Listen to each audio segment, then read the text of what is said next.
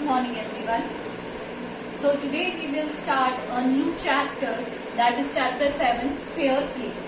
बेटा basically fair play का मतलब होता है न्यायपूर्ण व्यवहार, मतलब एकदम न्याय पूर्वक किसी भी चीज का क्या देना, रिजल्ट देना या फिर नतीजा उसका निकालना. So I will tell you the in brief की स्टोरी क्या है. Basically this is a story of two friends, Jumman and Algu. दो फ्रेंड्स थे, Jumman and Algu. They were very good friends. But Jumman की जो आंट थी, she started living with Jumman, और उन्होंने अपनी सारी प्रॉपर्टी किसके नाम कर दी, जुम्मन की. और जो जुम्मन की वाइफ थी, she does not like her aunt, उसे उसकी जो आंट थी वो पसंद नहीं आई. And in the same matter इस तरीके से ये स्टोरी प्लॉट हुई कि जुम्मन को क्या हुआ, अलगू ने एकदम जो सरपंच था, पंच था अलगू, तो उसने जुम्मन के अगेंस्ट दे दिया. And that's why their friendship broke up, उनकी फ्रेंडशिप टूट गई. और आगे इसका बदला जुम्मन ने कैसे लिया वो हम इस स्टोरी में देखेंगे. तो we will start with page 54. Page 54 से first you will open the book and then watch the video. पहले बुक ओपन करेंगे, देन वॉच द वीडियो. सबसे पहले warm up. This is a story about relation. किसके बारे में है ये स्टोरी, रिलेशंस के ऊपर है. किसके ऊपर है ये स्टोरी, रिलेशंस. जो हमारे रिलेशंस होते हैं, व्यवहार होते हैं. The story can be read allowed in groups. ये स्टोरी कभी भी ग्रुप्स में हम इजीली क्या कर सकते हैं, इसे समझा सकते हैं. Parts of this story may be done through role play. एक रोल प्ले जो होता है, रोल आपने देखा होगा, जितने भी प्लेज होते हैं, नाटक होते हैं, उसमें रोल प्ले होते हैं. उसी तरीके से है ये story. Has your best friend ever done something you thought was wrong? का आपने कभी ऐसा सोचा है कि आपका जो बेस्ट फ्रेंड है उसने कभी ऐसा कोई गलत काम किया है जो आपके विपरीत हो? What do you do then? और अगर ऐसा हो तो क्या करें आप?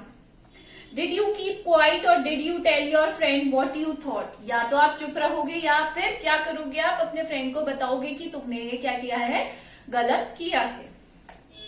Read this story about two friends who had decided to what was more important than friendship and enmity. Enmity तो होती है दुश्मनी, और a sense of what is right और what is wrong. एक ही हम स्टोरी में देखेंगे कि दो दोस्तों ने कैसे अपनी फ्रेंडशिप को ताक पे रख दिया. We will see in this. Now part 1. Today we will do part 1 only. Jumman Sheikh and Algu Chaudhary were good friend. Jumman Sheikh और अलगू चौधरी बहुत ही अच्छे क्या थे, दोस्त थे. So strong was bond of friendship when either of them went out from the village, the other looked after his family. मतलब उनकी this friendship was so deep कि अगर उनमें दोनों में से कोई भी बाहर जाता, यानी सिटी के बाहर जाता, तो दूसरा फ्रेंड उसकी फैमिली को लुक आफ्टर करता, he take care of that family. Both were greatly respected in the village. और दोनों की क्या थी, बहुत ही ज्यादा रिस्पेक्ट थी विलेज में. Jumman had an old aunt who had sum property. Jumman जो थी उसकी एक आंटी थी, उनकी कुछ प्रॉपर्टी थी. This she transferred to his on the understanding that she would stay with him and he would look after her. और वो इस म्यूचुअल अंडरस्टैंडिंग पर आ गए कि जो उन्होंने अपनी जो प्रॉपर्टी थी वो उसके नाम इस बेसिस पे करी कि जब भी मुझे जरूरत पड़ेगी जुम्मन मुझे क्या रखेगा, अपने साथ रखेगा. एंडिंग पे पहुंचे कि aunt will live with Jumman, Jumman के साथ रहेंगी, and he will pay him all the allowances. जो भी होता है उनका खर्चा कौन उठाएगा, जुम्मन उठाएगा. The arrangement work for a couple of year. कुछ सालों तक तो ऐसा चलता रहा, couple of years. Then the situation change. But धीरे धीरे क्या होने लगी, सिचुएशन चेंज होने लगी. Jumman and his family were tired of the old relative. Now जो जुम्मन है और उसकी जो फैमिली है वो धीरे धीरे क्या हो गई, बहुत परेशान हो गई इनकी रिलेटिव से, आंट से. Jumman became an indifferent to her as his wife. और वो उससे बुरा व्यवहार करने लगे, बर्ताव करने लगे आंट से. Who grudged even the little food that the old lady wanted everything. मतलब उसको थोड़ा सा खाना देते थे. She swallowed these insults along with her food for a few months, but patience has its limits.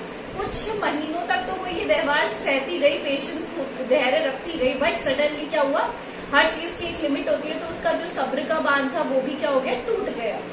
One day she spoke to Jumman. उन्होंने एक दिन जुम्मन से कहा, my son, it is now obvious that I am not wanted in your house. उन्होंने कहा it is very obvious Jumman कि अब तुम्हारे घर में मुझे कोई भी पसंद नहीं करता है. Kindly give me a monthly allowance so that I can set up a separate kitchen. तो उसने कहा मुझे मंथली अलाउंस दो, मंथली भत्ता दो, ताकि मैं एक अपनी अलग किचन बना सकूं, क्योंकि तुम लोग मेरा अच्छे से ध्यान नहीं रख रहे. My wife knows best how to run the house, be patient said Jumman shamelessly. मतलब बिल्कुल बिना शर्म के जो है जुम्मन ने कहा मेरी वाइफ बहुत अच्छे से जानती है घर चलाना, आप थोड़ा सब्र रखिए. This made his aunt very angry. इससे उनकी जो आंट थी उसे बहुत गुस्सा आया. And she decided to take her case to the village panchayat. और उन्होंने क्या देखा, अब वहां पे विलेजेस में कोर्ट वगैरह तो होते नहीं, क्या होती है पंचायत होती है, पंच होते हैं, सरपंच होते हैं. तो शी वेंट टू देम, उनके पास चली गई वो. For many days the lady was seen taking to the villager explaining her case and seeking their support. कुछ दिनों तक तो जो आंट थी वो गांव में एक एक जने के पास जाने लगी. जो जनरली गांव में क्या होता है, जितने भी पंच होते हैं या मेंबर्स होते हैं ना, उनका वोट जरूरी होता है. तो वो लेडी हर एक के पास जाने लगी ताकि उसे क्या मिल सके, सपोर्ट मिल सके. सम सिंपैथाइज विद हर, कई लोगों ने उसे सिंपैथी दी, सहानुभूति दी.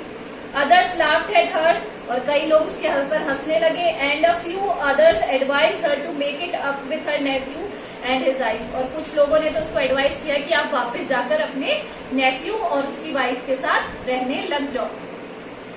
Eight last she came to Algu Chaudhary and spoke to him. Last में किसके पास, जो जुम्मन का फ्रेंड था अलगू, वो उसके पास पहुंची. यू नो चाची Jumman is my best friend. Algu said कि यू नो चाची जुम्मन मेरा बहुत अच्छा दोस्त है, he is like my best friend. How can I go against him, Algu said. Algu ने कहा मैं उसके अगेंस्ट कैसे जा सकता हूँ.